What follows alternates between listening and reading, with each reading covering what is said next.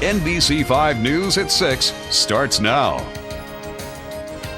At his sentencing today, the man who tried to blow up the Jackson County District Attorney's office says he didn't mean to put fear into the heart of the community. Good evening and thanks for choosing NBC5 News at 6. I'm Natalie Hurd. And I'm Christine Pitawanich. 9 months after Alan McVeigh built a bomb and set it off outside the DA's office, he learns his fate in federal court. And prosecutors say they are satisfied with the sentence. NBC5's Kyle Averman was inside the courtroom. He joins us live with more. Kyle. Yeah, guys, Alan McVeigh was sentenced to 180 months in prison as well as 3 years supervised release. That is a sentence the Jackson County District Attorney Beth Heckert says she is pleased with. November 13, 2013, terror filled the community after an explosive device detonated. It did significant damage to the Jackson County District Attorney's office.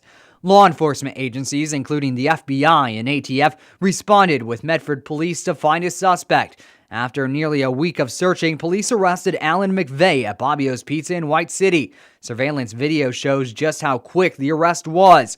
Weeks later, McVeigh pleaded not guilty to malicious destruction of property by explosion.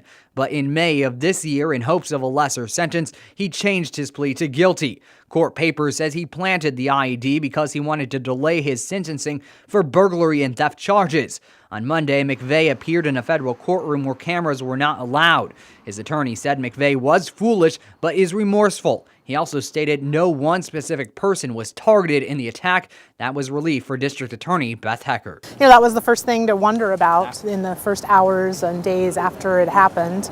You know, was it a particular person that they had targeted? You know, was it someone just trying to send a strong message? Were there going to be additional attacks? I mean, those were all concerns that myself and my staff all had. Before he was sentenced, McVeigh addressed the court and said that he, quote, sincerely apologizes and that he would never do something like that again. The judge said that McVeigh's actions were a serious offense and that it demands careful attention. McVeigh was sentenced to an agreed 180 months or 15 years in prison, plus an additional 3 years supervised release. I was very satisfied with the sentencing today. The Medford Police Department and all of the federal agencies that helped with this investigation, you know, really did a great job and brought it some closure much sooner for us. And now this is finally the final chapter of that closure.